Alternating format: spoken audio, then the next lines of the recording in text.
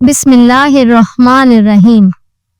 دنیا میں سیاست اور انتخابات میں جیت اور ہار واضح ہوتی ہے، لیکن پاکستان میں جیتنے والا بھی شک کرتا ہے کہ آیا وہ واقعی جیتا یا کسی نے جتوا دیا، جبکہ ہارنے والا سمجھتا ہے کہ اسے سازش کے تحت ہرایا گیا ہے۔ یہی صورتحال 24 نومبر کے احتجاج میں نظر آئی، جہاں ریاست اور پی ٹی آئی دونوں اپنی اپنی جیت کا دعویٰ کرتے دکھائی دیے، جبکہ پاکستان کی موجودہ صورتحال میں سیاست اجتماعی طور پر ہار رہی ہے، جبکہ مقتدرہ اپنی طاقت مستحکم کر رہی ہے۔ سیاسی جماعتوں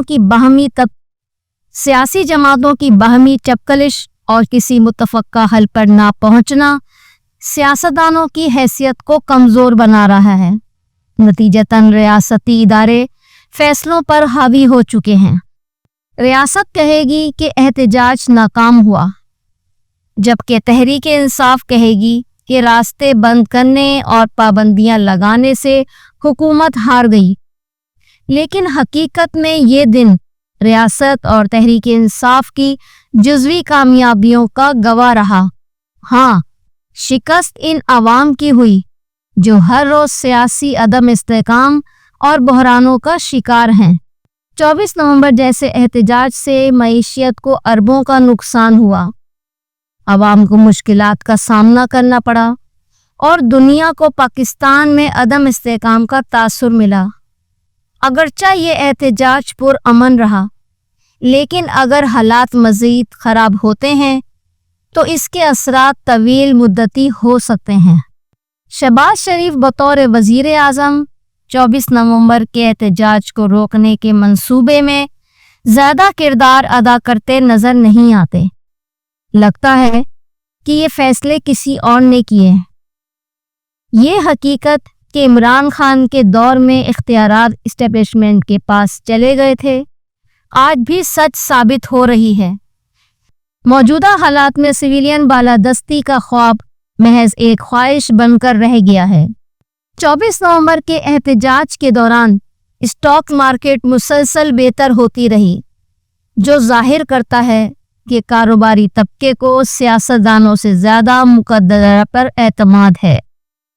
ماضی میں یہ طبقہ سیاسی جماعتوں پر سرمایہ کاری کرتا تھا، لیکن اب ان کی امیدیں جنرل آصف منیر اور مقتدرہ سے وابستہ ہیں، جو کاروباری برادری سے ملاقاتوں کے ذریعے انہیں یقین دہانیاں دے رہے ہیں۔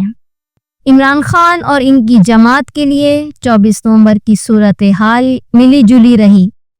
کارکنوں کے نزدیک عمران خان ہر حالت میں فاتح ہیں، لیکن حقیقت یہ ہے کہ بار بار کی کالز، فیصلوں میں تضادات اور اندرونی لڑائیاں تحریک انصاف کی ساکھ کو نقصان پہنچا رہی ہیں۔ عمران کی عوامی مقبولیت کے باوجود تحریک انصاف کی اسٹریٹ پاور اب حکومت یا مقتدرہ کے لیے خطرہ نہیں رہی۔ عوامی انقلاب اور اندرونی و بیرونی دباؤ کے خواب بکھر چکے ہیں۔ ان کے فیصلوں میں دانشمندی کا فقدان واضح طور پر نظر آتا ہے۔ اہل سیاست کو سمجھنا ہوگا کہ لڑائی جھگڑوں اور دشمنی سے ملک کا نقصان ہو رہا ہے۔ 2 سال کی مسلسل سیاسی کشمکش سے کوئی مثبت نتیجہ نہیں نکلا۔